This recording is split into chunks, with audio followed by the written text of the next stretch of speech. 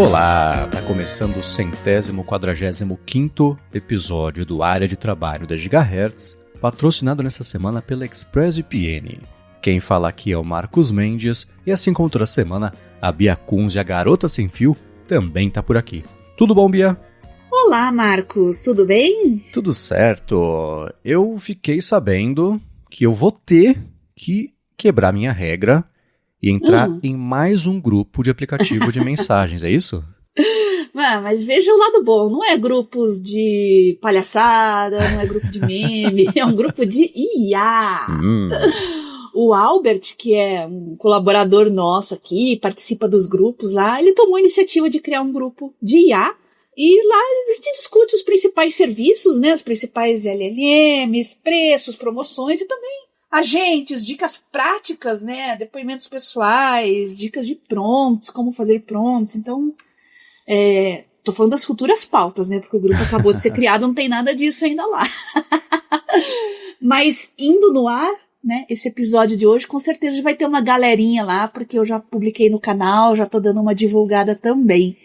Então, se você não precisa ser expert, não, né? O pessoal expert vai compartilhar as dicas. Se você quer aprender, né, tá engatinhando, ainda tem uma certa dificuldade, às vezes o que a gente fala aqui no podcast parece muito avançado. Algumas pessoas me procuram para falar isso, eu tenho vontade de começar, tal, mas são uns degraus abaixo do que a gente fala aqui no podcast. Então, um grupo pode ser mais adequado para isso, porque vai abranger todos os níveis de usuário. Então, entrem lá no grupo IA na Prática.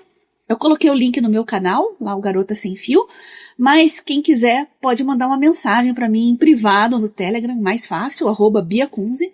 E como sempre eu mando aquele apanhadão de links e já vou colocar o grupo do Albert nesse apanhadão também. Maravilha. Então é bom não deixar na descrição o link aqui para não começar a entrar bot e jogo do tigrinho, né?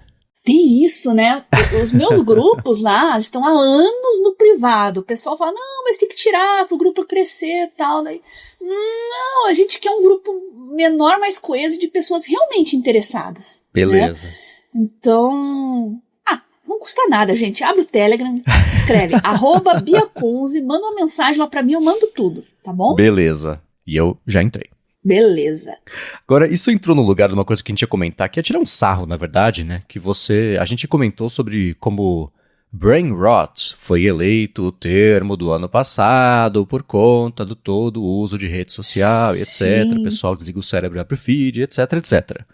E essa semana você me apareceu com um bad rotting. O que é isso, Bia? Essa é uma dica da galera também lá nos grupos, né? Que foi compartilhada, achei bem engraçado, né? Então, vamos dizer assim, muita gente tem dificuldade para dormir, né? Então, só que muita gente relata dificuldades para dormir, às vezes é só excesso de telas, né? Basicamente, a pessoa deita lá, leva o celular junto, né? E fica lá scrollando os feeds lá infinitamente, né? Ou então maratonando série, né, entre outras coisas. Apesar de ser uma forma ideal de recarregar as energias, alguns especialistas alertam que o excesso dessa prática pode prejudicar a qualidade do sono e os níveis de energia ao longo do dia. Eu faço às vezes isso, mas eu fico 10 minutos, gente, porque eu tô tão exausta, eu capoto. Até pra ver filme, série, gente, eu não consigo terminar. Eu parei de assistir filme à noite, porque eu durmo no meio do filme. Ah, não. Então, então eu deixo pra ver um pouco mais cedo, assim, antes do horário habitual de ir pra cama, quando eu quero dar uma relaxada. Agora, se você é do tipo que tem dificuldade mesmo pra pegar no sono e desconfia que pode ser o excesso de telas, deixa o seu smartphone, o seu tablet de lado e tenta usar um e-reader. Faça o teste, né? Comece a ler um livro, leituras mais leves, né? Pra relaxar a mente mesmo, ao invés de ficar em rede social, né, scrollando. Claro que dificuldades para dormir tem múltiplas causas, tá? É uma etiologia bem diversa e não quer dizer que o seu problema seja só tela, se você está sofrendo para dormir. Então, o mais adequado é que você consulte um médico, converse, tá? E também não se automedique sem consultar um especialista, tá? Eu caí nessa besteira aí, mas eu fui de farra assim mesmo, testar a tal da melatonina. Eu levei 3 horas pra dormir com a minha. O efeito contrário. Eu falei, nossa. Não é pra tomar com café, Bia? Não, não. Mas foi muito engraçado, porque foi por curiosidade, né? Não tinha essa dificuldade e tal, mas eu fiquei impressionada, assim, com o efeito inverso que eu tive. Putz, que azar. Mas felizmente minha higiene do sono não tá muito boa. Tô dormindo bem. Ainda não são as 8 horas por dia, né? Mas eu já tô chegando pertinho de 7. É uma evolução gigante isso pra mim. E isso melhorou muitas coisas na minha vida, tá? Então, aquela dica que eu já falei umas 10 mil vezes aqui no podcast, eu vou reforçar.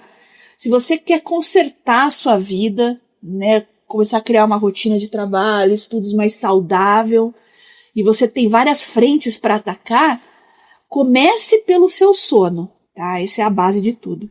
Melatonina, eu sempre ouvi bastante falar, mas nunca comprei muito a ideia, não sei. Não é muito, é muito indicado. É aquele negócio, gente, tem que fazer mais exames, tem que, né, o profissional é mais adequado para esse tipo de coisa, porque como eu disse, a etiologia é bem múltipla, tá? Então cada caso é um caso.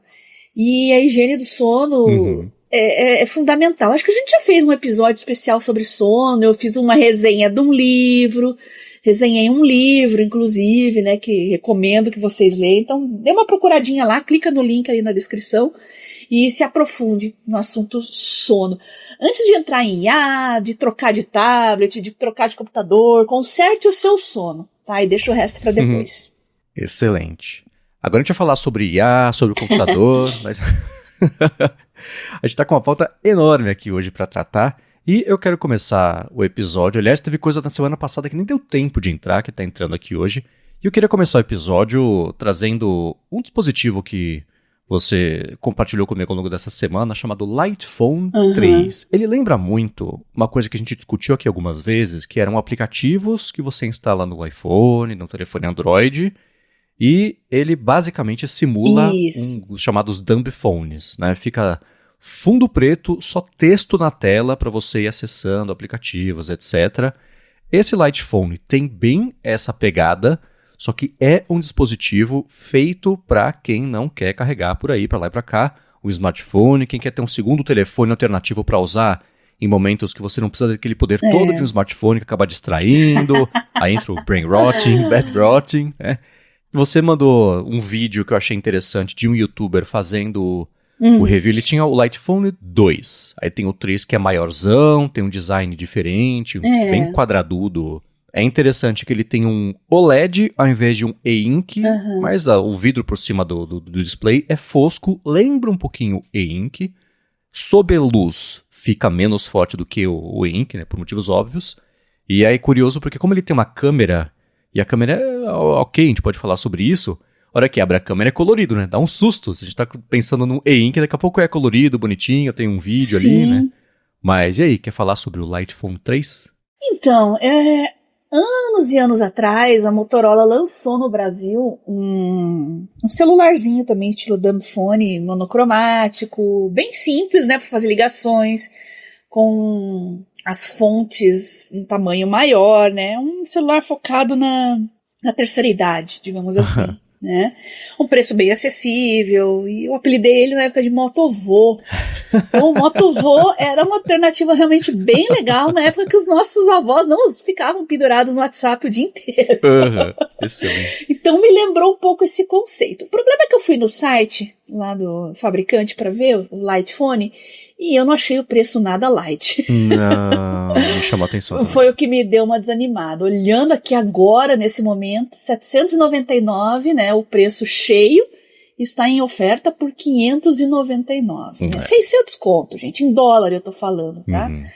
Então, complicado, né? Eu vi a análise, o review, achei bem interessante, tá? Só que eu acho que para um dispositivo que tem uma proposta de ser light, o preço tinha que acompanhar, né? 100%. Eu meio que desanimei, então tô passando aí para vocês conhecerem, darem uma olhadinha, né? Que é um conceito interessante, embora ainda não tá muito bem aplicado, e evidentemente aqui no Brasil isso aí ia custar uma paulada. diante de tudo isso, eu ainda tô afim do Boox Palma, que é aquele com tela e ink verdadeira, né? Ainda é meu gadget, meu desejo, né? Junto com um Remarkable, então um Boox maior. Quando eu tiver a chance, gente, eu vou ter um desses. Só que agora não tá dando. E eu tô começando a sentir uma coisa que eu senti na pandemia, que trabalhando, estudando e loucamente, muita tela durante o dia, né? O tempo todo, muita tela. Então, eu tô começando a sentir um certo cansaço. Então, o que eu fiz na época da pandemia? Comecei a usar mais papel e tal, só que eram outros tempos, né, gente? Sim. A pandemia parece que o tempo não passava, você estava preso lá no dia da marmota, né? O Groundhog Day lá, todo dia a mesma coisa. Agora não é mais assim. Então, tô pensando mais do que nunca em um tablet com e-ink, viu? Para dar uma descansada nos olhos. Esse é um bom teste, usar por 6 meses, e aí depois voltar para um tablet normal no dia a dia pra você ver a diferença que faz mesmo, e se você acostumou mesmo, você fala, nossa, que alívio, tá de volta, aí você sabe que não é pra você, né? Esse tipo de teste só dá pra fazer em primeira pessoa, então, não tem jeito, né? Muito do que eu faço, boa parte do tempo é lendo ou escrevendo. Então, como um Remarkable, por exemplo, você tem um teclado, você pode usar um teclado, digitar também. Então, para produzir textos, para ler PDFs. Então, já é um alívio, vamos dizer assim, né? Um pouco menos de tempo de tela. Beleza. Claro que quem tem impressões sobre isso, gigahertz.fm/feedback. Agora, começando e seguindo ao mesmo tempo com os follow-ups, né, de assuntos que a gente traz aqui, sobre aquele lance de MP3 players que estão voltando aí à voga, a Lívia Gabos falou o seguinte: acompanho o canal Escolha Segura e sempre vejo as compras e importações deles. Vi um MP4 e como não lembrar de vocês, né? Tô mandando o link da parte que ele fala sobre o dispositivo, que é bem curto, na verdade, eu vou deixar o link aqui na descrição. Mas a imagem da Bia falando, olha só, veio direto pra mim quando eu vi essa parte.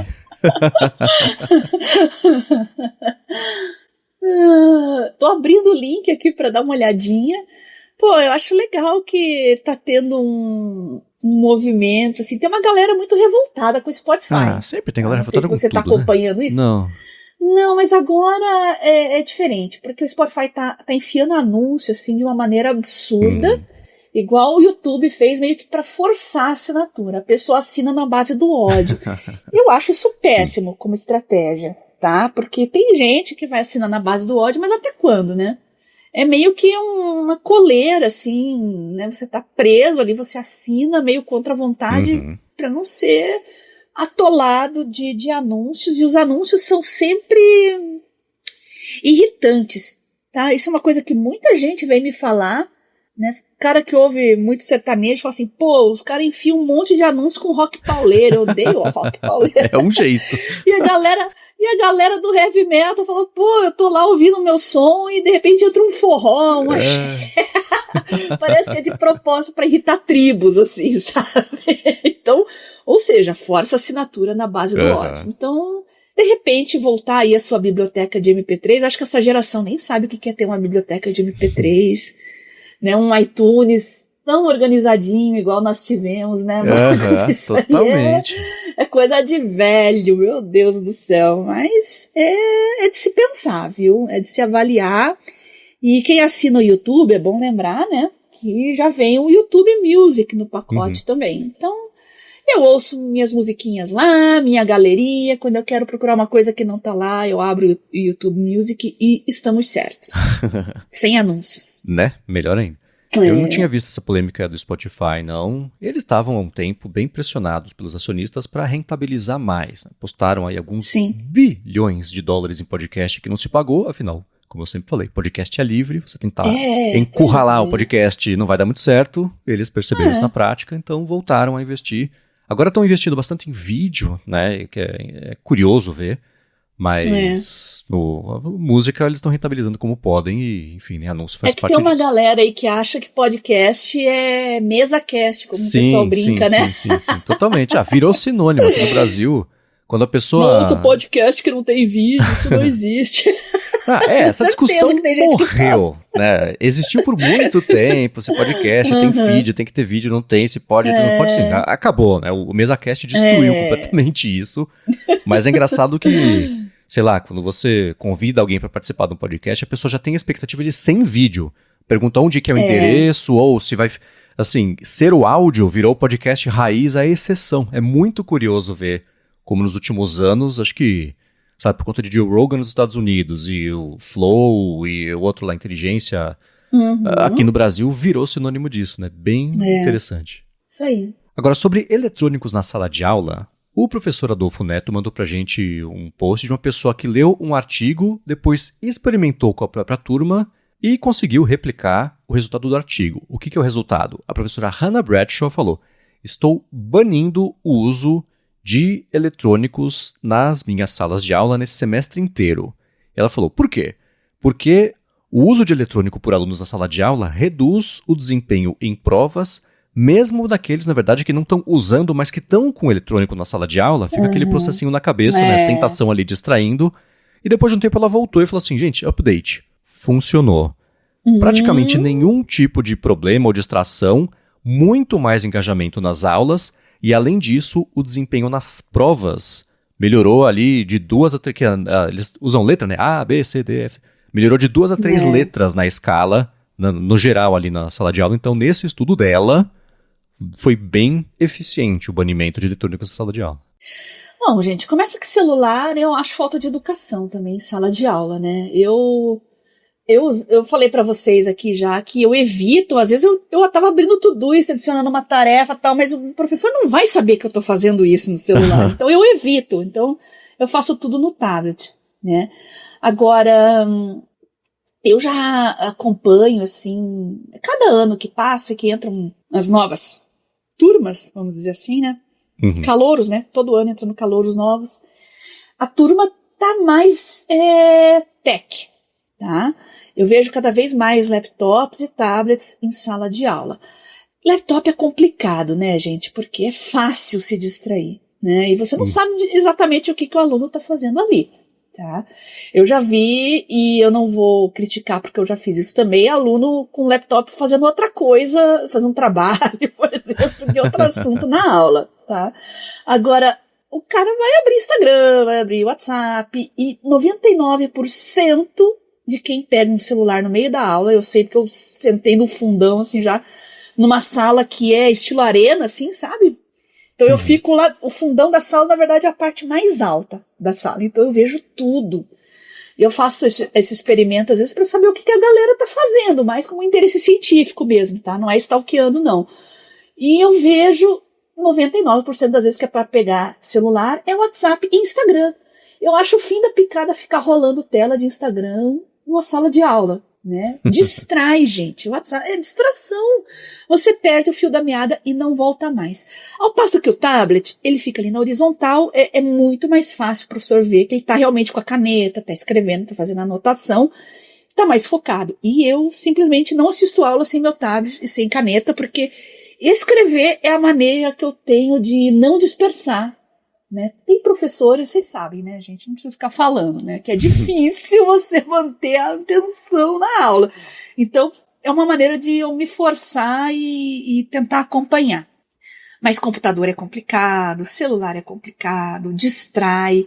E eu sou obrigada a concordar aí com a Hannah Bradshaw, que provavelmente o desempenho dos alunos, as notas e o aprendizado como um todo vai melhorar sem dispositivos de redes sociais, que fique bem claro, tá?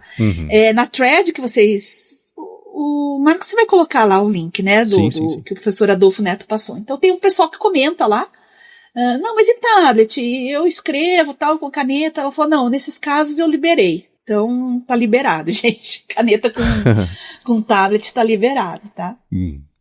Você falou da tentativa. Primeiro assim, né? O que eu tenho, que eu vi, testei, funciona pra mim, é que eu já comentei algumas vezes de não levar o telefone pro quarto na hora de dormir. Eu deixo aqui no escritúdio e vou pro quarto e durmo, e sempre adormeço mais rápido do que se eu estivesse com o telefone lá, porque o processo de adormecência, né? Você vai, começa a viajar, pensa pra lá, pensa pra cá, às vezes vê nossa, é verdade, tem aquele filme, né? Quantos anos tinha pessoa? Assim, aí você fica naquele, acho, vou pegar o telefone pra ver. Não vou, deixa pra lá, né? Aí pronto, já distraiu, você já acordou, tá mais alerta, né? Então, tirar de perto já elimina bastante a tentação. E até colado nisso, o Maurício Bonani falou assim, vocês já mencionaram o Activity Watch por aqui? Falou que é um aplicativo open source que faz um acompanhamento detalhado do tempo de uso, o tempo que você gasta usando os seus dispositivos. Tem para Windows, tem para macOS, tem para Linux, tem uma versão beta para Android também.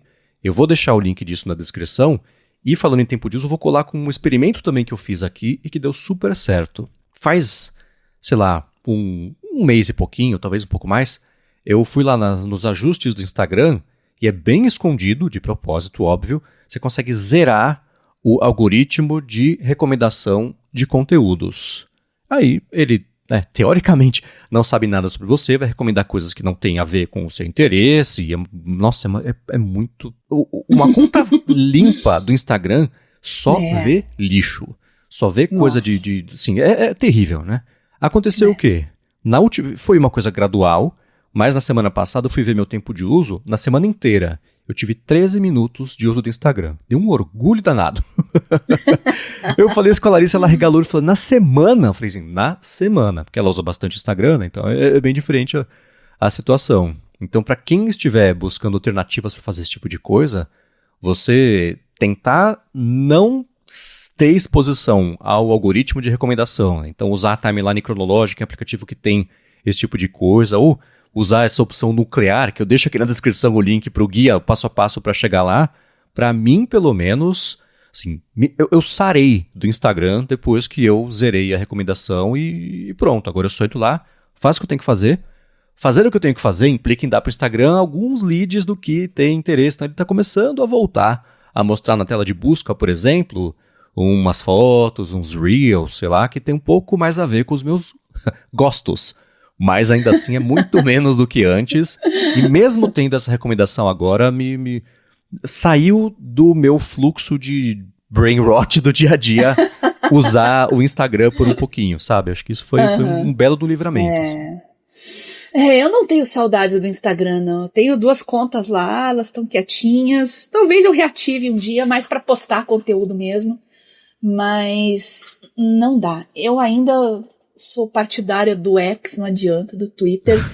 E não adianta a gente falar mal de dono, de bilionário, e isso, e aquilo.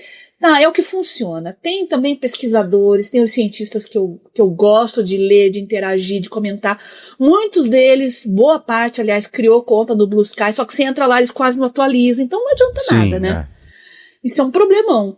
Então, gente, desencana, tá? Eu vejo o pessoal brigando aí por causa de política. Aliás, agora tem o Grok interagindo nos posts, não é? Que está muito engraçado, porque o Grok chamou o Elon Musk de disseminador de fake news. Pois é. Aí o pessoal que é anti-vax, assim, dá risada, e daí o Grok desmente também as teorias anti-vax. Eu dou muita risada, porque enquanto o pessoal tá se matando, eu tô aqui com meu balde de pipoca assistindo tudo. Então, gente, rede social não adianta, você tem que ter um objetivo, assim, por que eu uso essa rede social? Porque minha avó, minha tia, não sei quem estão lá. Tá bom, aí você interage com a sua avó, sua tia, etc, etc. Cuidado, que tem muita loja falsa. Tem influencers que são mau caráter, que estão divulgando golpes, a gente sabe disso. E é impressionante, né? Às vezes a pessoa que cria um feed limpinho, criou a conta, adicionou só a tia, a avó, a prima, o vô, aparece lá. Sempre, os suspeitos de sempre. Né? Vendendo óleo de cobra e, meu Deus do céu, né? É complicado, gente. Instagram e TikTok são 2 redes, no meu entender, muito, muito problemáticas. Muito eficientes para elas, para o sistema, vamos dizer assim, econômico, né? Delas, né? Em pegar a atenção das outras pessoas, não naquilo que elas querem, mas aquilo que o algoritmo quer e que é o que vai trazer mais lucro, tá? Sim, Tenho que admitir que são 2 redes muito eficientes nisso, tá? Eu realmente TikTok ninguém me convenceu até agora a criar uma conta. Eu desafiei vocês aqui, ninguém me convenceu. Então eu não criei. Eu falei que se alguém algum dia me convencer, eu crio.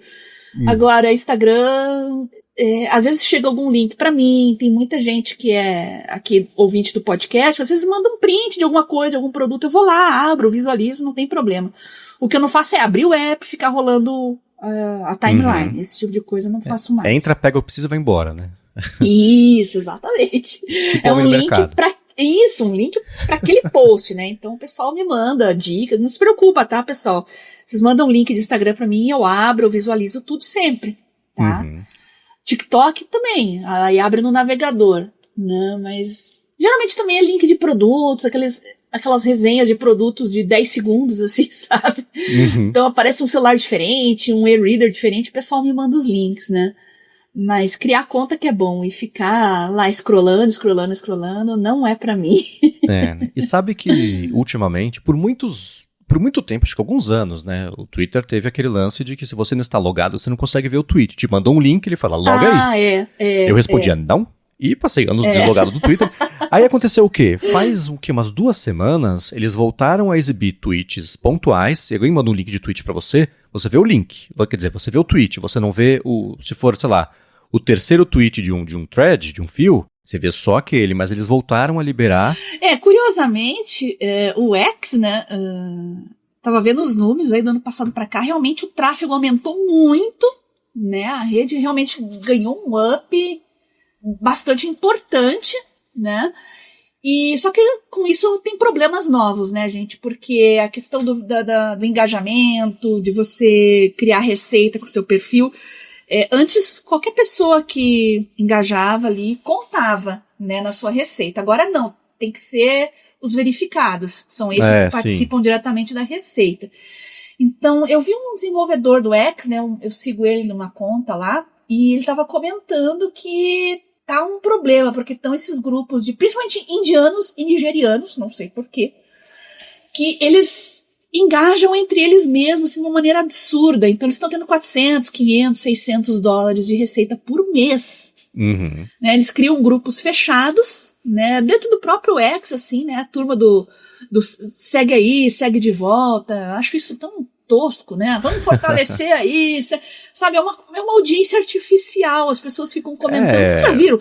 Aqueles posts que mais bombam, gente, você vai ver, tem aqueles comentários completamente inúteis, né, que não acrescentam nada, às vezes só repete o que estava escrito no post original, aí você vai ver lá 2.000, 3.000 curtidas, você fala, não é possível, por que o povo curte isso aqui desse jeito? É porque é artificial, tá? Sim. Não tô falando necessariamente que são bots, são assinantes, pessoas que compram o selinho e só interagem com quem tem o selinho.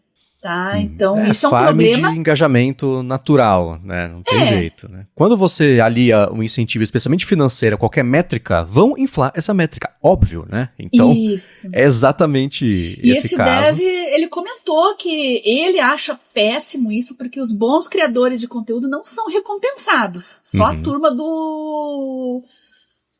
das fazendinhas, turma do segue de volta.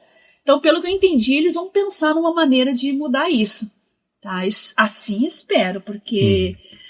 gente, ser humano é complicado, né? A gente cria uma coisa legal, assim, mas bota dinheiro no meio, todo mundo dá um jeito de desvirtuar pra ganhar o seu, né? É complicado. Exatamente. Pois é, né? Agora, seguindo aqui, a gente falou no episódio passado sobre estafa de decisões, e um ouvinte anônimo falou o seguinte: eu sou médico e tomo muitas decisões no trabalho. Meu estresse aumenta quando eu lido com a indecisão dos outros para escolher um lugar para sair, ou o que quer comer, né? A pessoa falou que, né? Odeio dirigir e os meus plantões variáveis dificultam organizar horários para cozinhar ou para ir para academia. E uma outra fonte de estresse é a fadiga causada por alarmes e notificações hospitalares, além das constantes interrupções. Né? Falou que tem tantas e muitas que são irrelevantes que a gente acaba ignorando a maior parte para poder fluir. E isso é perigoso, né? Quando alguma coisa realmente importante aparece. Então, sabe que eu estava conversando com um amigo, jornalista também, e a gente estava falando de colegas nossos que são jornalistas, médicos, desenvolvedores e tal, e tá um número cada vez mais alto de pessoas na casa dos 40, 50 anos que tá parando de dirigir. Né? Eu não dirijo desde 2014, mas foi uma situação forçada, meu carro deu perda total durante um temporal, né? Putz. E eu tava sem tempo, contei essa história já no mestrado, tava falando, não vou ver isso agora. Eu comecei a usar só Uber, transporte público, e sem querer querendo, eu percebi que meu nível de estresse, assim, despencou, tá? Claro, não vale se você tem filhos pequenos, né? Não dá pra você abrir a mão de um carro e tal, mas depois dos 40, 50 anos, a pessoa começou a trabalhar mais em home office, né? Médicos, né? Como o nosso ouvinte aqui falou, que toma muitas decisões no trabalho, parece que estão encontrando uma certa paz quando deixam de dirigir. Claro, se a sua rotina permite, tá?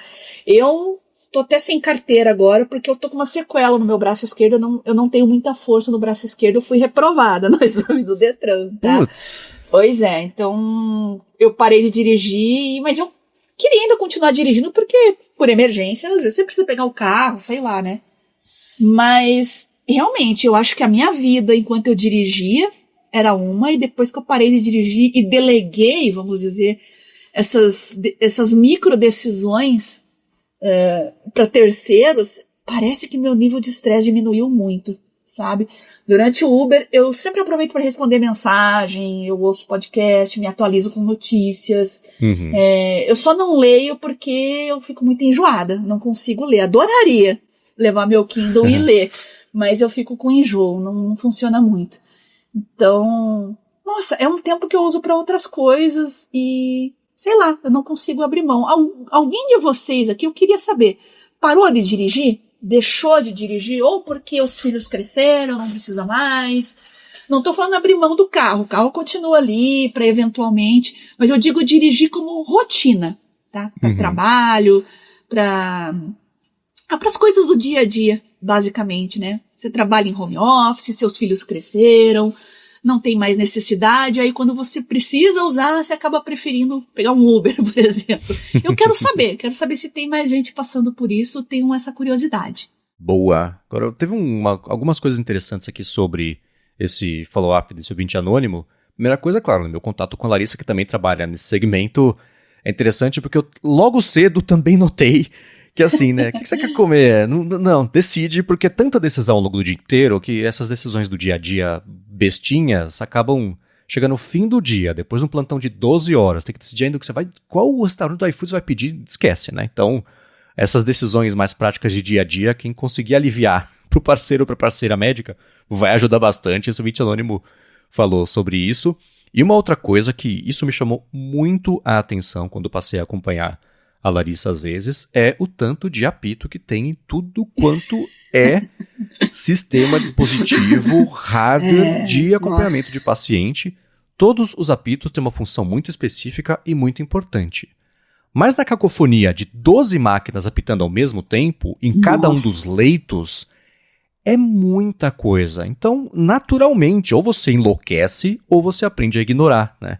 Então o design e né, como as coisas se parecem, mas como elas funcionam, aquela frase assim, para coisas médicas, eu acho que precisa de algum tipo de ajuste, porque hoje em dia tudo tem luz, tudo apita, tudo sinaliza, e especialmente se você tem um monte de paciente junto, vira um problema por isso, né? Essa pessoa falou, é perigoso quando alguma coisa realmente importante surge porque você ignora a maioria.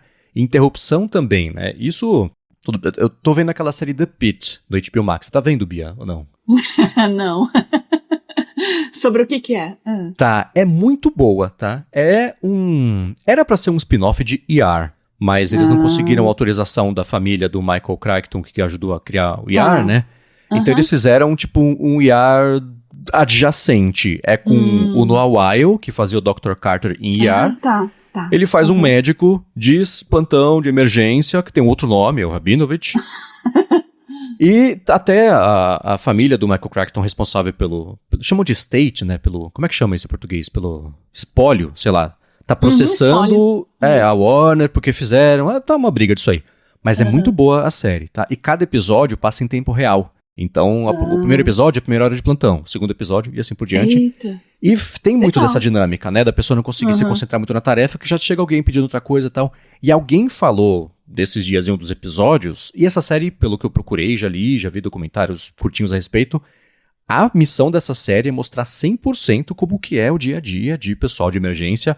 Em algum episódio falou assim, que em média, um médico, uma médica de plantão é interrompida a cada, sei lá, 3 minutos. Tá fazendo uma coisa para alguém pedir para fazer uma outra coisa. Então essa distração, né, ela acontece bastante e vai bem em cheio o que o Ouvinte Anônimo falou, né, que além das constantes interrupções, é exatamente isso, né. Entendi.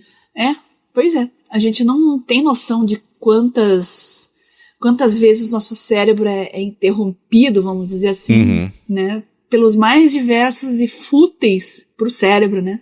Motivos. Pois é. Agora, ainda mais ou menos sobre isso, o Paulo César falou: Oi, Bia, atendendo ao seu pedido no área de trabalho, no último, né, pra gente falar de atitudes que diminuem a quantidade de decisões pro cérebro, ele falou que eu tenho só além das que você citou, que é não passar mais roupas.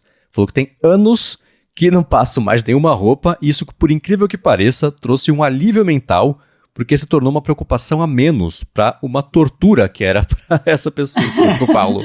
Falou que não sabe se enquadra, mas tá aí. É outra coisa que eu não tinha me dado conta, mas eu uso muita camiseta tecnológica, dry fit, legging. No meu dia a dia, eu priorizo realmente roupas que não precisa passar.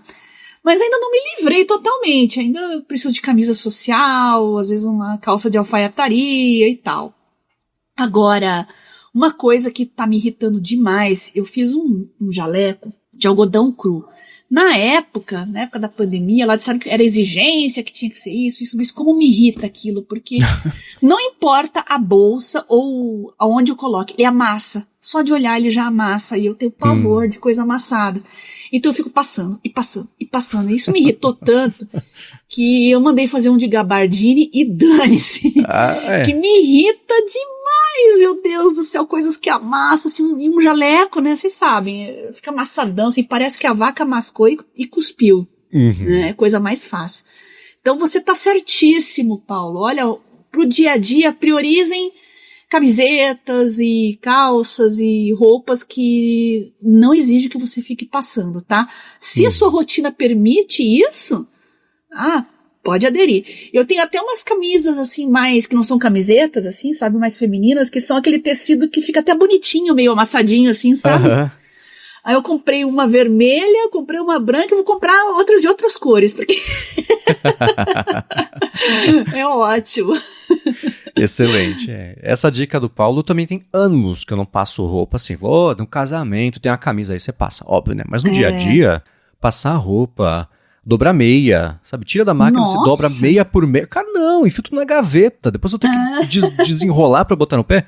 Então, até assim, né, o desodorante, tem a tampinha do desodorante, né? O aerosol. Pra quê?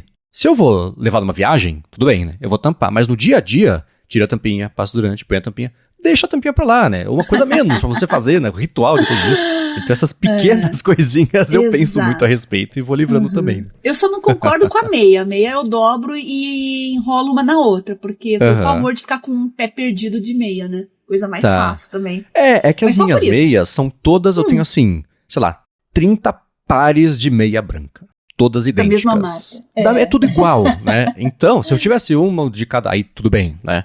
Mas como são todas absolutamente idênticas, aí não precisa mais, né? Agora, teve uma outra coisa que a gente comentou na semana passada, envolvendo o lance de escolas públicas nos Estados Unidos, né? Como é que funciona até o esquema de matricular, etc. O professor Adolfo Neto mandou um follow-up sobre isso, mas antes eu vou tirar um minuto do episódio para agradecer a ExpressVPN, que está mais uma vez patrocinando o Área de Trabalho, e segue oferecendo um mês de graça para você experimentar o serviço, depois 3 meses de bônus se você assinar o plano anual em expressvpn.com/adtrabalho. Se você, assim como muita gente, incluindo a Bia, tem uma vida extremamente móvel e envolve produtividade móvel, faz parte do seu dia a dia, você se conecta com frequência Wi-Fi que você não conhece. Você não sabe como é que está a segurança, você não sabe que dados estão sendo coletados, com quem eles estão sendo compartilhados, para onde que está indo.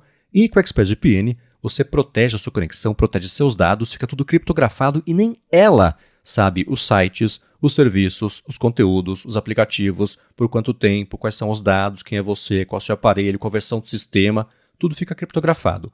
E para streaming é muito bacana usar a ExpressVPN também, porque se você se conectar, rotear sua conexão por cada um dos 100 países que ela oferece aí de servidores, você vê o catálogo desses países, que é diferente do catálogo que tem aqui no Brasil, então tem muita coisa que tem lá fora que não tem aqui. Contrário também, tá? Viajando tá no exterior, que é uma coisa que só tem no Brasil, você roteia a conexão pelo Brasil e pronto, você destrava esse conteúdo. E para ver como é fácil colocar no seu telefone, no tablet, na TV, dependendo do modelo, no roteador de casa direto, se você quiser, faz o seguinte, vai em expressvpn.com/adtrabalho ou usa o cupom ADTrabalho no checkout, ou clica na descrição já com o link, né, para cair já com o cupom aplicado, que você testa de graça por um mês, e aí quando você assinar o plano anual, você ganha 3 meses de bônus no fim desse ano, mas tem que ser por meio do link expressvpn.com/adtrabalho. Muito obrigado a ExpressVPN pelo patrocínio de mais esse episódio do podcast e pelo apoio a toda a Gigahertz. Eu sempre falo do quanto a VPN é legal para assistir documentários de serviços que nem tem no Brasil, como Magellan TV, entre outros, mas é importante a gente ressaltar aqui que por mais que você seja safo nos seus hábitos de navegação na internet, a sua família nem sempre é, né? Seus pais idosos, seus filhos que clicam em qualquer coisa. Então, é uma excelente dica colocar lá no seu roteador e proteger a família inteira. Muito obrigada ao pessoal da ExpressVPN por patrocinar a área de trabalho. Obrigado. E vamos lá, eu comentei na semana passada sobre como, dependendo de onde você mora, numa cidade nos Estados Unidos, você só pode matricular a sua criança numa escola daquela região ali, na escola pública, falando, né? E isso desempenha um papel importante na escolha também de onde as pessoas vão morar. E o professor Adolfo Neto complementou com o seguinte, né? Mesmo em escolas públicas lá, a renda é um fator relevante. A gente falou que renda influenciava menos em escola pública, mais em privada. Ele falou que não. Ele falou que uma pessoa, né? Ele falou, quando eu morei lá em 2014, essa pessoa falou que às vezes tem, por exemplo, 2 casas com exatamente o mesmo padrão, mas a casa do lado esquerdo está na zona de uma determinada escola e a do lado direito está na zona de uma outra escola. E por conta dessa diferença de zonas, a casa do lado esquerdo é bem mais cara do que a casa do lado direito. Então as casas são iguais, mas por conta da escola, isso influencia no preço da casa, porque está numa região onde tem uma escola melhor, né? Então, até que para dizer, quero colocar meu filho numa escola pública que eu puder, você tem que às vezes investir numa casa melhor para aí sim poder ir para a escola. Você vê como, por melhor que seja, às vezes que se tente fazer um sistema mais justo, acaba rebatendo em outras injustiças, né? Que loucura. Pois é. Então obrigado, professor Adolfo Neto, por esse complemento. E sobre também escola, agora falando sobre IA, as adaptações de didática na era da IA, o Lucas Mateus falou que no ano passado foi selecionado para um projeto do Fellowship mais IA do Google para a educação com uma IA mentora que auxilia alunos e professores. A IA designava atividades individualizadas com base numa avaliação VARC, que é aquela que é visual, auditivo, de leitura e escrita, então de experiências práticas, né, para entender o estilo e o aprendizado dos alunos. E os professores colocavam a matriz curricular e a IA criava as atividades, ajudava estudantes aí nas dificuldades e os alunos tinham acesso a esse material no notebook LM, que vai ser assunto aqui mais pra frente também no episódio. E aí na sala de aula, os professores focavam nas orientações, nas dificuldades que eles acharam no pós-estudo com a IA e eles testaram o projeto numa escola pública e que foi um sucesso. Muito bom. Isso aí é o mundo perfeito pra mim, né? Não tem nem o que falar.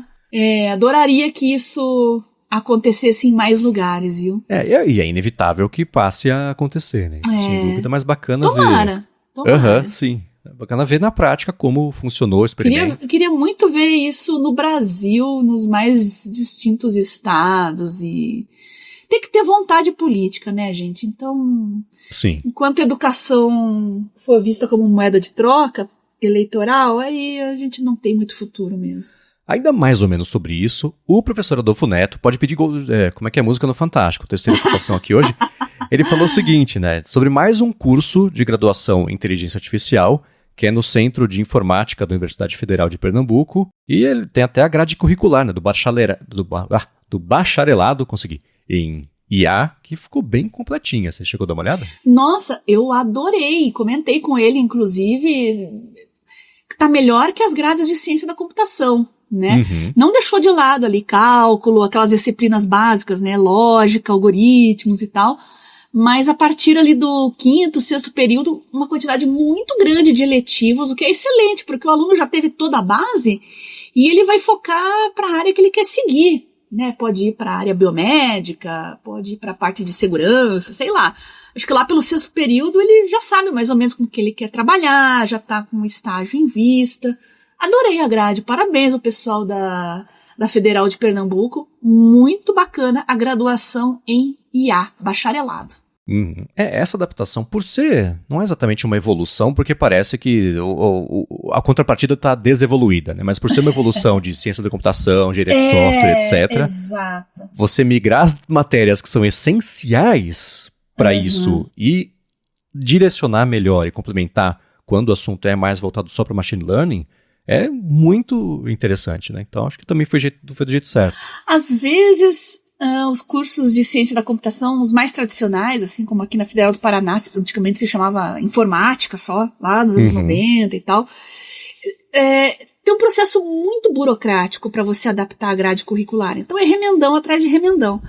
Agora o pessoal aqui da UFPE decidiu começar uma do zero e o resultado foi que ela ficou muito moderna e abrangente ao mesmo tempo. Bem legal. Bem bacana. E seguindo aqui ainda mais ou menos sobre esse assunto, o Pedro Alves estava falando sobre IA para estudo, né? Falou assim, qual que vocês indicam com o objetivo de simular provas de certificação e que seja minimamente confiável para não alucinar e fazer estudar a coisa errada, né? Falou que vai fazer uma prova de certificação de gerente de projetos do PMI e quer usar uma das IAs para fazer simulados. Aí ele conclui, eu vou subir material oficial e não oficial, tipo livros, né? E questões de outros simulados como o database, mas eu queria que a IA fosse capaz de ir além e buscar também na internet. Aí ele conclui que falando que hoje paga o ChatGPT Plus, mas posso mudar. Será que eu mudo? Talvez um novo Claude, o Paul seria uma opção para isso, Notebook LM. E aí, Bia? Pedro, más notícias, você vai ter que testar uma por uma. Eu acho que isso é muito particular do uso que você faz, sabe? Então, começa pelo ChatGPT Plus, né? Já que você está testando, né? Continua testando ele mais um tempo. Agora, passe para o Claude, que é interessante também, mas teste uma de cada vez, aí vai... É legal, porque como você já está um tempo aí com o ChatGPT, fica mais fácil você perceber as nuances e as diferenças se você for pro Claude, por exemplo.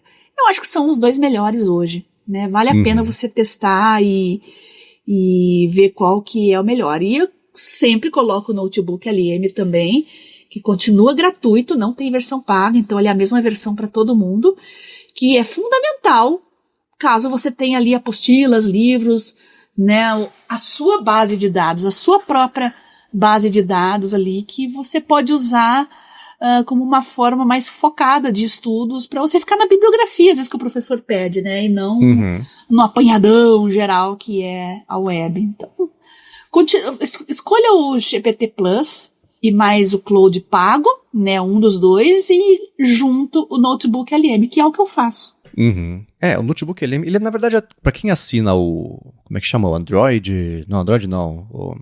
A assinatura do Google de IA, né? O AI Premium Version, não sei o que lá. Isso. O Notebook LM, o Google e seus nomes, né?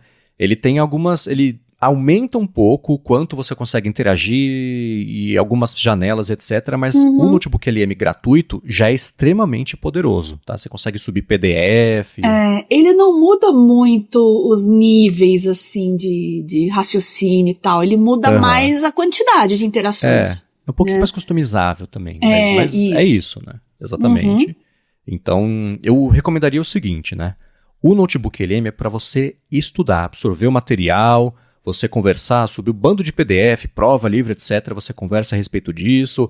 Tem lá o Deep Dive, que você pode pedir para ir gerando os podcasts. Em inglês funciona melhor, né? Mas gerando os podcasts, e aí tem aquela parte interativa. Ele gerou o podcast, você conversa com o podcast em tempo real.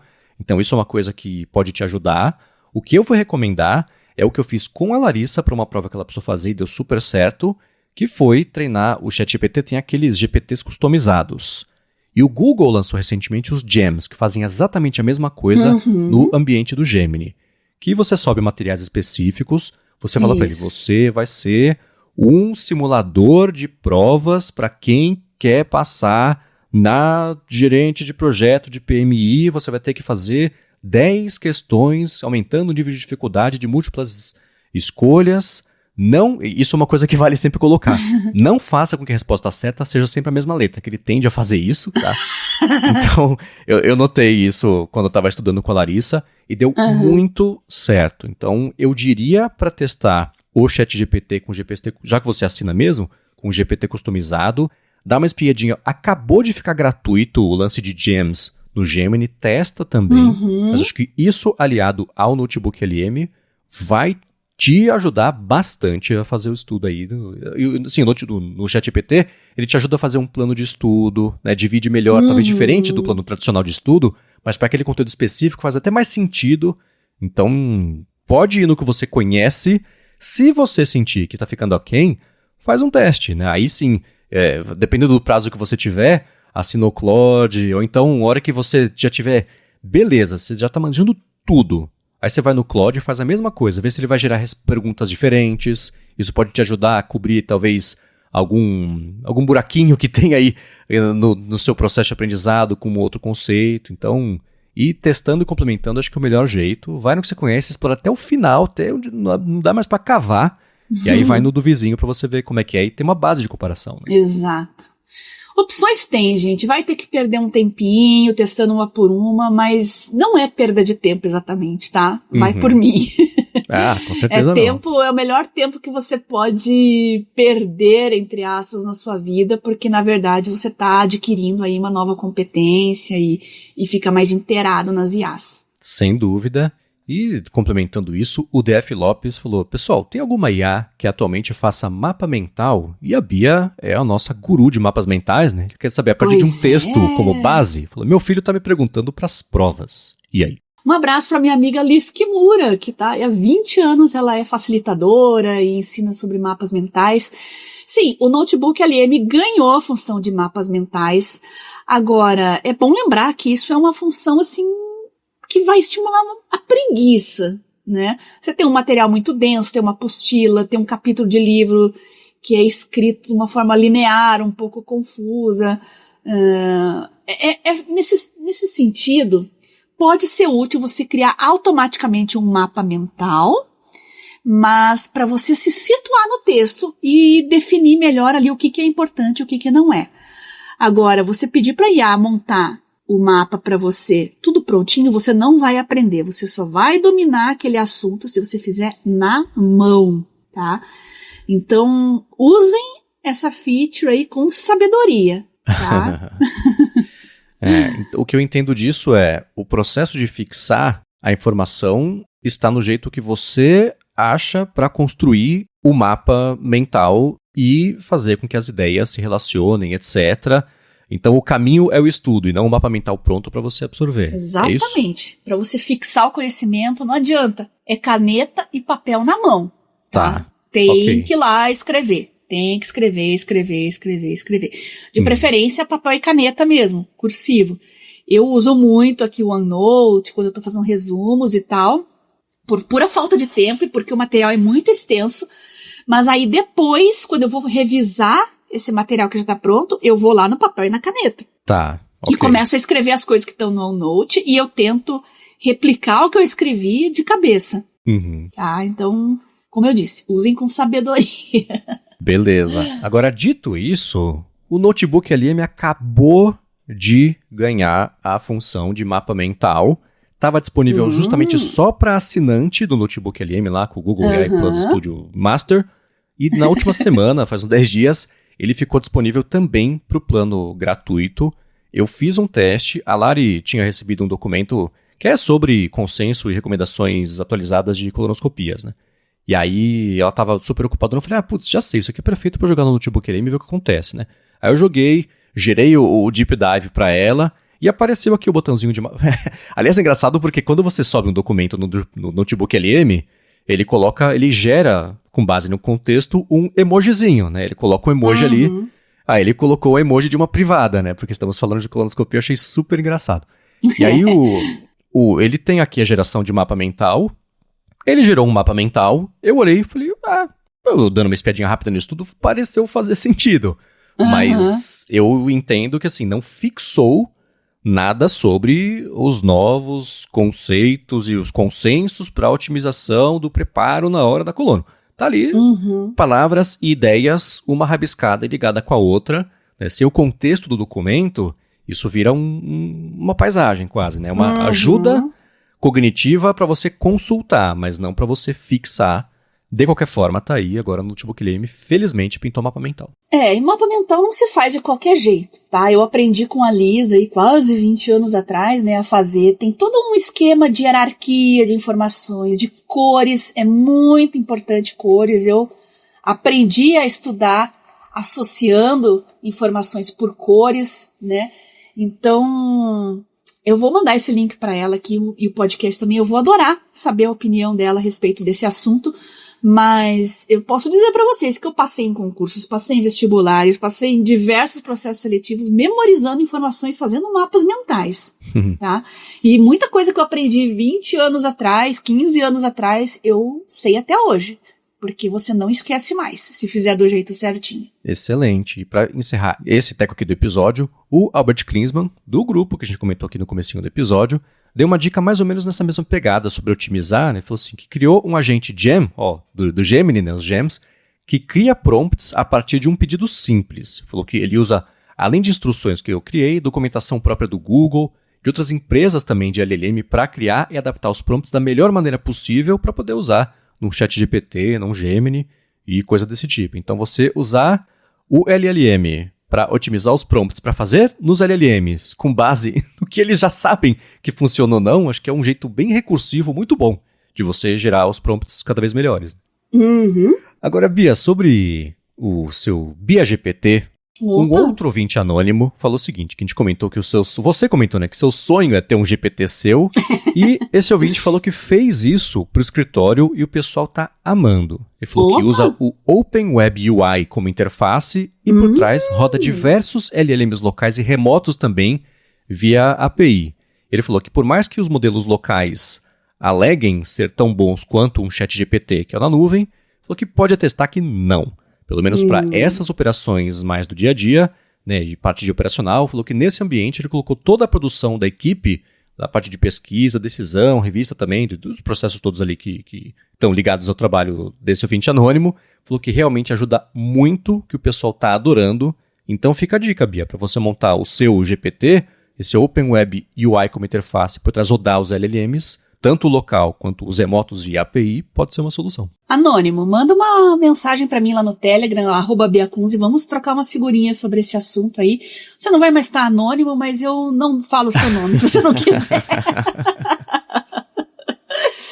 Realmente, eu quero entender mais isso. Eu só tô sem tempo mesmo, eu só não me debrucei sobre isso ainda, porque eu tô envolvida em um monte de projetos, mas tá na minha bucket list, que é o Bia GPT. Uma hora vai sair. Excelente. E para resumo de reuniões, eu tive uma troca interessante com a Fernanda Keller lá no Threads, que ela falou assim, eu queria dicas de ferramentas de IA pro iOS, importante isso, com o objetivo de gravar reuniões, seja online, seja presencial, e que faça resumo e atas também de qualidade, né? Ela queria indicações, eu falei, no iOS eu não conheço nenhum, por conta até de limitação, segurança, né? Às vezes de sistema, se for remoto, por exemplo, que não tem como, né? O iOS ele tem um cano de áudio, basicamente. Ou você faz a ligação, ou você usa o gravador. Não tem as duas coisas, até por motivos de segurança. Até pintou recentemente uma coisa meio parecida, mas enfim, é limitado, esse é o ponto, né? Falei que no Mac, alguns famosos que eu vejo o pessoal comentar são o Otter, tem o Rewind também. Ela falou, me sugeriram e eu tô testando o Speak App. Ela falou que usou ontem em relação quando mandou esse follow-up e ficou impressionada inicialmente aí com o resumo, a criação também da ata de reunião. Então, para quem está em busca de uma coisa assim no iOS, eu vou deixar aqui na descrição o link desse Speak App, que pode ser uma boa para aliar LLM para reuniões, que eu sei que é uma necessidade de muita gente. Né? Sem querer fazer a Fernanda sair do iOS, mas eu tenho uma colega que fazia basicamente esse trabalho o tempo inteiro, e eu falei para ela, olha, o próprio sistema da Samsung já tem isso nativo, tá? Dentro do Notes e tal. Eu acho que vai agilizar demais o seu trabalho de fazer ata de reunião. Aí eu dei o meu smartphone pra ela, mexeu, adorou e comprou um S24 Ultra. Tá mais feliz que pinto no lixo. A gente tá na expectativa da Apple, sei lá, fazer o Apple Intelligence pelo menos dentro do ecossistema nativo, os apps nativos ali, fazer alguma coisa assim, mas não tô muito otimista. O que você acha, Marcos? Você acha que vai rolar? Por enquanto, né, eu acho que pintou na WWDC do ano passado que ia ter mesmo essa parte. Na Apple Intelligence você consegue nas notas gerar resumo de transcrição e coisa assim, né? Está em iPhone, está em Mac. Primeiro, é um recorte pequeno, né, que são só dispositivos mais atuais que têm acesso a isso. E em segundo lugar, a própria Apple Intelligence, especialmente agora que, nessa semana, né, na terça-feira que a gente está gravando o episódio, faz menos de 24 horas que saiu o 18.4 no caso do iOS, que tem suporte Apple Intelligence em português. Nos meus testes que foram no Mac, é pior o desempenho em português do que em inglês. Por exemplo, o Safari tem o Resumator de notícias. Você abre a notícia super grande, você bota lá no modo de leitura, é meio escondido inclusive, põe no modo de leitura, lá tem um resumir. O resumo em inglês, a qualidade do resumo é melhor do que em português.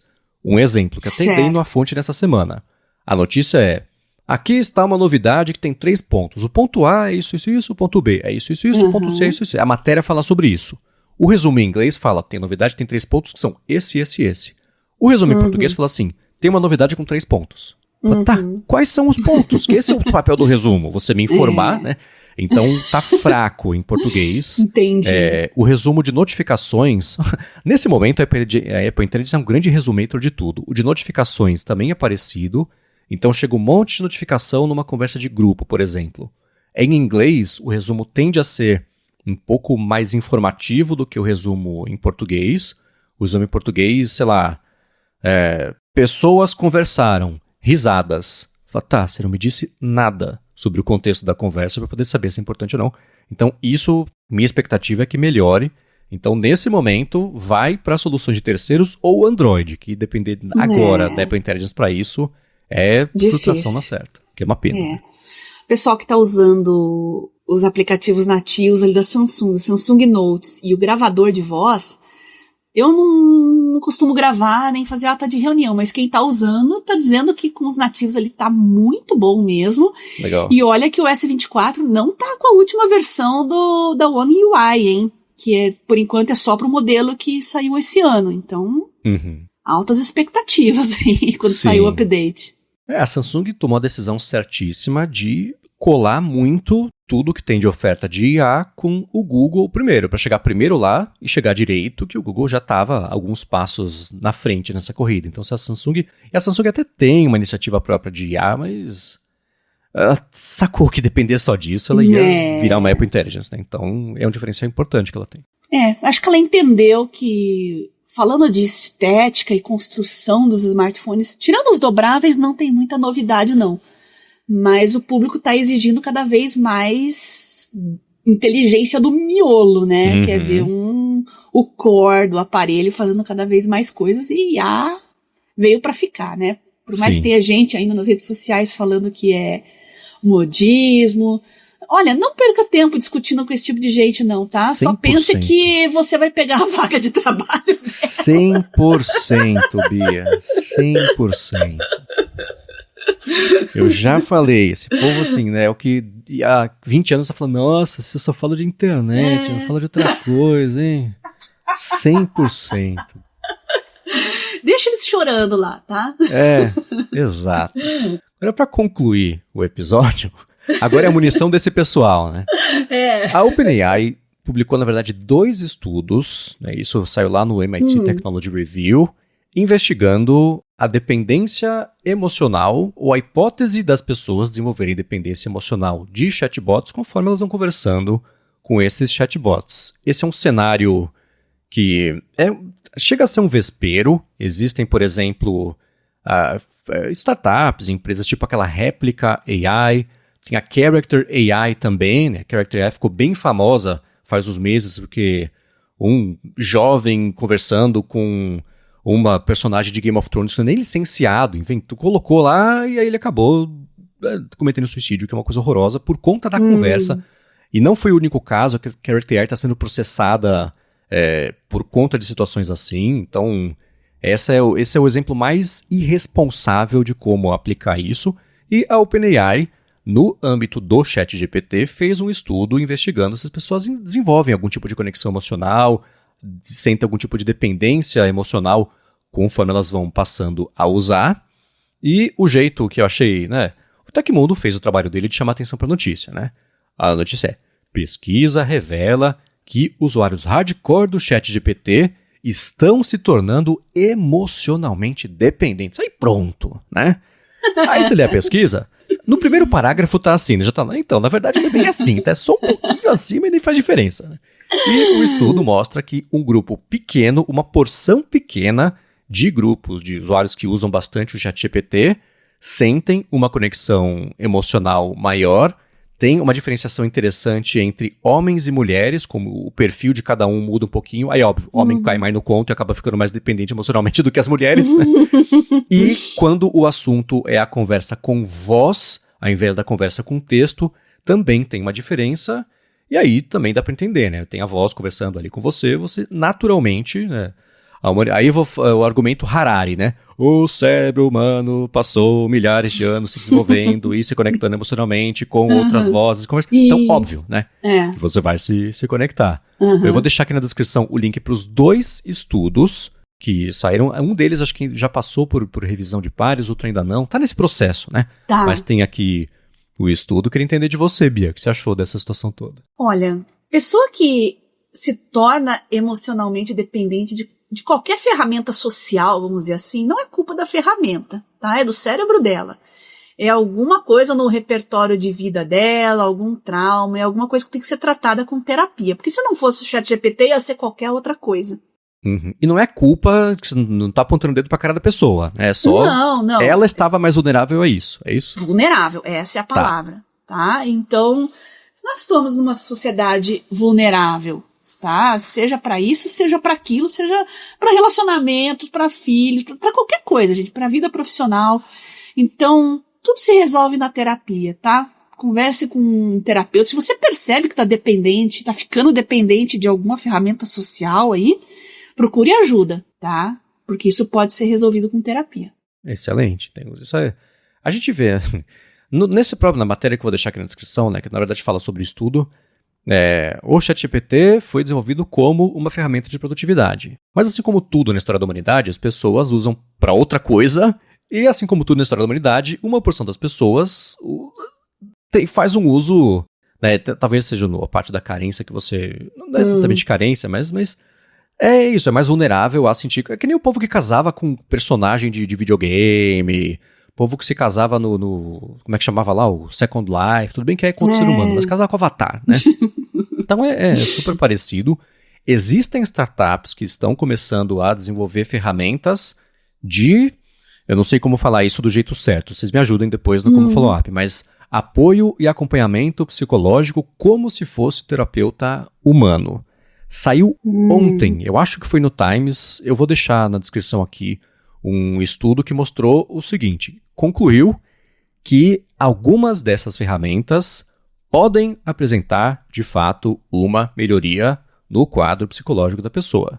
Aí tem que ver, por exemplo, efeito de longo prazo. Eu até brinquei, né? Assim, quando não dá errado, dá certo, o resumo da matéria. Porque você tem a situação que às vezes não, às vezes sim, né? Eu vou deixar aqui, é do MIT Technology Review. Eu vou deixar aqui também, né, o primeiro estudo, trial, né, que saiu de IA generativa, quando o assunto é ajuda com depressão. Recorte pequeno, específico, mas em algumas condições melhorou. Excelente. A partir disso dá para começar a aprender para ser mais útil para mais pessoas. Perfeito. O papel da tecnologia é exatamente esse. E aí você tem, por exemplo, situações como o Claude. É muito interessante a parte de experiência que a Anthropic está fazendo no Claude. Eles têm uma pessoa, ela se chama Amanda Haskell. Ela é responsável pela personalidade do Claude. Ela fala, ela brinca, mas é verdade, né? Eu sou a pessoa que mais conversou com o Claude na história da humanidade até hoje, porque o trabalho dela é conversar, identificar e ir ajustando, né? O quanto ele vai te bajular quando você dá a resposta. Não, é verdade, é isso mesmo, você é muito inteligente. Deixa eu complementar. O quanto ele tem que ser amigável, o quanto ele tem que ser verboso, o quanto ele tem que ser direto, em que situações, etc.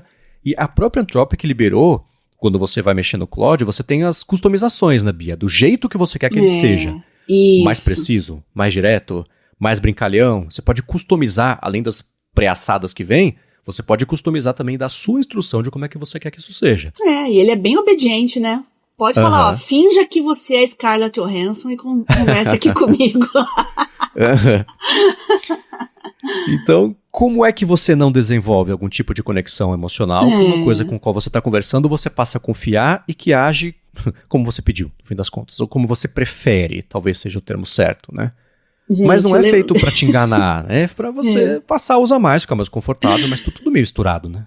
Eu vi aqui no X, né, no Twitter, o pessoal interagindo com o Grok, né? É muito engraçado, porque em dado momento lá, perguntaram sobre o Lula pro Grok lá, ele é inocente, né? Daí o Grok respondeu, não, na verdade o processo, né, foi anulado, tal, mas não que não as provas e tal, mas teve gente que ficou possessa, começou a brigar com o Grok, ela como se ele fosse um bolsominion e não sei o que. Eu falei, gente, é uma IA, pelo amor de Deus! brigando, assim. Então, eu acho que tem pessoas mais vulneráveis, e por mais que saibam que é uma inteligência artificial, elas tendem a tratar como se fosse um outro ser humano e desenvolver um tipo de conexão ou amistosa ou belicosa, sei lá, com essa IA, como se fosse um ser humano. Mesmo ela sabendo que não é um ser humano. É muito louco isso, né? Teve uma observação que eu achei interessante do Kevin Roose, do New York Times, ele comentando desse povo que tá bravo com o Grok. O Grok é woke, né? Ele falou assim, você percebeu que quanto melhor informado é um sistema ou uma pessoa, essa pessoa tende a ser mais gentil, ela tende a ser... Tem uma dica aí pra esse pessoal, né? Que o Grok nasceu como bastião anti-woke, vai falar real. Aí quando a real é o que a pessoa não gosta, aí pronto, aí virou woke também, falou, pelo amor de Deus, né? Eu acho que o problema é outro. Mas um dia talvez as pessoas percebam que tem que olhar pra dentro e não acusar pra fora toda vez que discordar de alguma coisa. E é engraçado que o Grok realmente não dá pra você colocar num espectro político, porque ele racionaliza tudo. Teve uma hora lá que perguntaram lá se ele preferia Lula ou Bolsonaro, ele começou a listar assim, olha, segundo os planos de governo, segundo a gestão, tal, eu optaria pelo Lula. Nossa Senhora. Foi um forrobodói. Depois também, outras políticas que são consideradas de esquerda, ele se posicionou contra, né, alguns aspectos econômicos, inclusive, e listou tudo. E não adianta você listar, gente. Quem não quer ouvir o contraditório não vai aceitar, mesmo o Grok sendo educado, ponderado, listando em tópicos as coisas, como toda IA gosta de fazer, não adianta. Mexe com o emocional das pessoas mas não deixa de ser divertido, né? As pessoas tratando a IA como se fosse um antagonista político. Como eu já falei, eu só pego o meu balde de pipoca e fico assistindo.